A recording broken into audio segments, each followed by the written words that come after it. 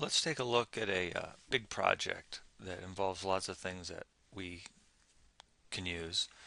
So the project involves shark jumpers, and currently what these guys do is they rent out motorboats and water ski. So they're out in California, people come and they take out motorboats, they water ski, they have a really good time.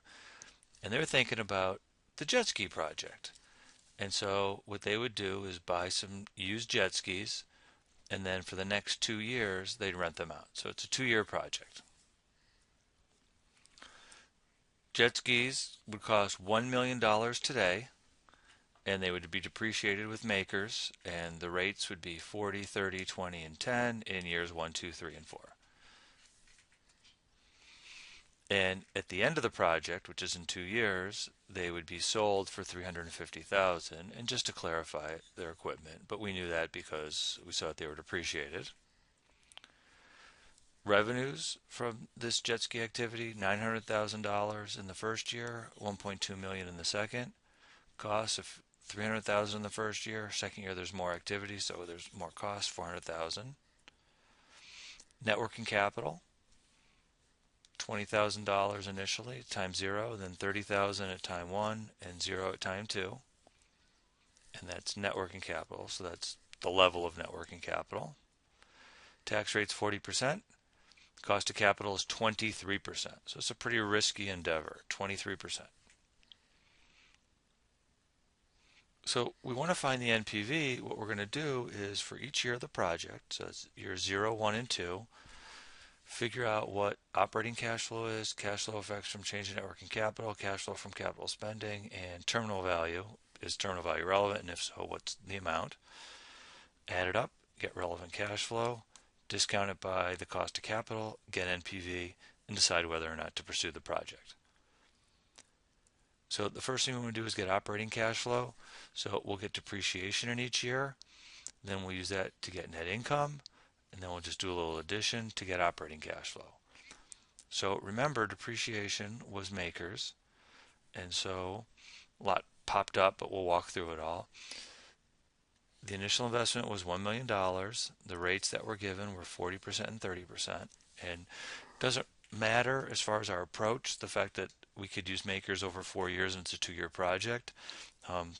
We have 4 years of depreciation, and we have our rates for year 1, our rates for year 2, and we use those to identify that depreciation is 400,000 and 300,000 in years 1 and 2.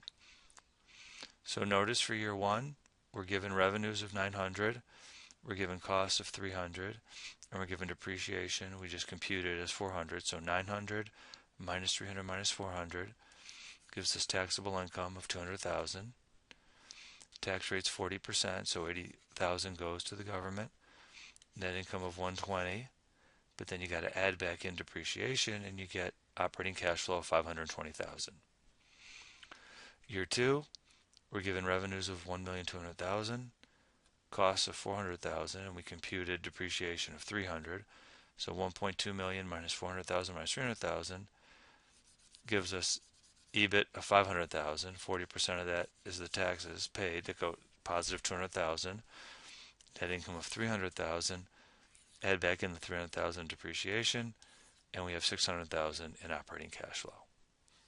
So 0 in year 0, then 520, then 600. Cash flow effects from the change in net working capital. So we want to get the expected level in each year, and that's given. Then we'll get the change, and then we'll flip the sign to get the cash flow effect. So we're given the levels of 20, 30, and 0. So the change at time 0, if the level's 20, the change is 20, because we assume that just before the project started, there was no net working capital. Then there was 20 right away. Let's say the company, built up some inventory. The change was positive 20. If it went from 20 to 30, that was an increase of 10, as you can get from 30 minus 20. 30 down to 0 is negative 30, which you can get as 0 minus 30. Then the cash flow effect was what we really want. We just flip the sign.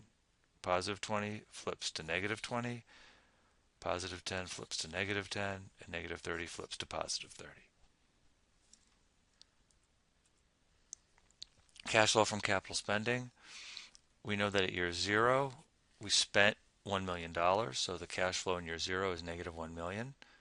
There's no cash flow from capital spending in year 1 and year 2.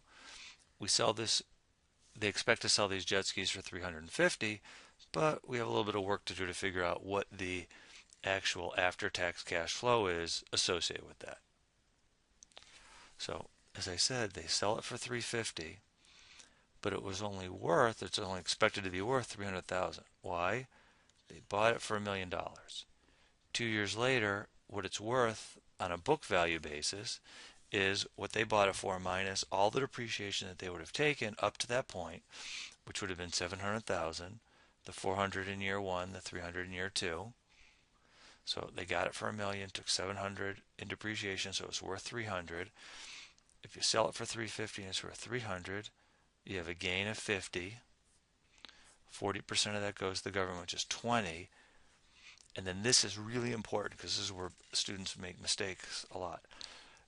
We sell this, we get a check, or they expect to get a check for 350. 20 goes to the government, leaving them with 330. It's so tempting to say 50 minus 20 and the cash flow from the asset sale is 30. But remember, this taxable gain is really just the gain on an accounting basis, but the 350 is the amount that they get from a check from selling it. So imagine they get a check for 350, put the money in the bank, do the accounting work to realize that they have to send a check to the government for 20. So if they have 350 in the bank and then write a check for 20, how much are they left with? 330. So we got the negative 1 million in year 0, 0 in year 1, and the 330 in year 2. We're almost done. Terminal value, not relevant. This is a 2-year project, and we've completely and thoroughly analyzed year 0, 1, and 2. We're also not given any information on any terminal value, so that's 0. So let's put it all together. Year 0, relevant cash flow is negative 1,020,000, negative 1 million for the jet skis. Then we also they expect to pay $20,000, to increase their net working capital.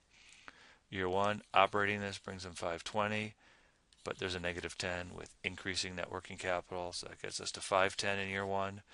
Year 2 is the biggie, 600 from operating the jet ski activities, 30,000 from essentially converting net working capital to cash, 330 from selling the jet skis for 350 and paying 20 in taxes.